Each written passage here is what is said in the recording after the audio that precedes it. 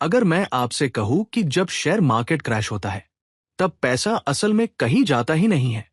हर बार जब मार्केट गिरता है, न्यूज चैनल चिल्लाने लगते हैं, एक ही दिन में 10 लाख करोड़ डूब गए, और तुरंत लोग घबरा जाते हैं, निवेशक डर जाते हैं, सोशल मीडिया पर हंगामा मच जाता है। सबको लगने लगता है कि अर्थव्यवस्था खत्म होने वाली है। लेकिन यहां सबसे चौंकाने वाली बात यह है, उस पैसे का ज्यादातर हिस्सा शुरुआत से ही असली रूप में मौजूद नहीं था। शेयर मार्केट भरोसे, उम्मीद और लोगों की सोच पर चलता है, किसी तिजोरी में पड़े नकद पैसों के ढेर पर नहीं। इसे एक बहुत आसान उदाहरण से समझते हैं। मान लीजिए सुपरमार्केट में बेक्ड बीन्स के डिब्बे बिक रहे हैं। मार्केट में 10 लाख डिब्बे हैं और हर डिब्बे की कीमत 100 रुपए है, यानी तकनीकी रूप से पूरे मार्केट की वैल्यू 10 करोड़ रुपए हुई। अब मान लो एक सुपरमार्केट अचानक कीमत घटाकर 80 रुपए कर देता है। बाकी दुकानें भी वही करने लगती हैं। अचानक हर डिब्बे की कीमत 100 रुपए की बजाय 80 रुपए हो जाती है। अब पूरे मार्केट की वैल्यू 10 करोड़ रुपए से घटकर 8 करोड़ रुपए रह जाती है। तो क्या 2 करोड़ रुपए सच में गायब हो गए? नहीं, डिब्बे अभी भी वही हैं। कुछ भी नष्ट नहीं हुआ, सिर्फ लोगों की उम्मीद वाली कीमत बदल गई। शेयर मार्केट भी बिल्कुल ऐसे ही काम करता है। जब लोग शेयर खरीदते हैं, तो वे असल में इस बात पर दांव लगा रहे होते हैं कि भविष्य में उन शेयरों की कीमत क्या हो सकती है। किसी शेयर की कीमत सिर्फ वो आखिरी कीमत होती है जो कोई व्यक्ति उसे खरीदने के लिए देने को तैयार है।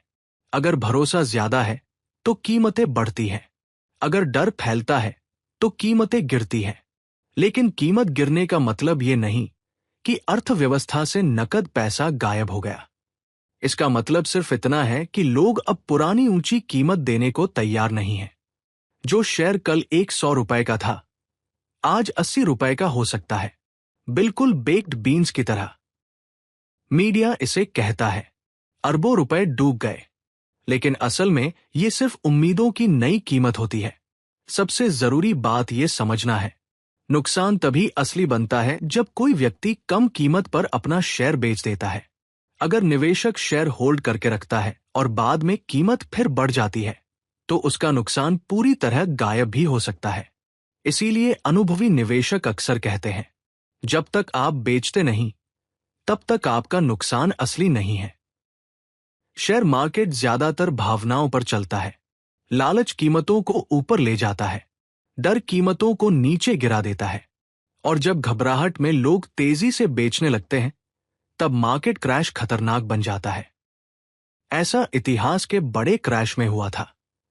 1929 का वॉल स्ट्रीट क्रैश, 1987 का ब्लैक मंडे क्रैश, 2008 का फाइनेंशियल क्राइसिस। इन घटनाओं में बहुत बड़ी संख्या में लोगों ने एक साथ शेयर बेचने शुरू कर दिए थे, जिससे असली नुकसान और आर्थिक तबाही हुई।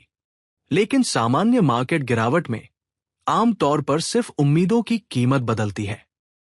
शेयर की कीमतों को लोगों की राय की तरह समझो। एक दिन लोग आशावादी होते हैं, इसलिए कीमतें बढ़ती हैं। अगले दिन लोग डर जाते हैं, इसलिए कीमतें गिरती हैं। असल कंपनियां रातों रात इतनी नहीं बदलती, सिर्फ लोगों का भरोसा बदलता है, और भरोसा जितनी जल्दी टूटता है, उतनी ही जल्दी वापस भी आ सकता है।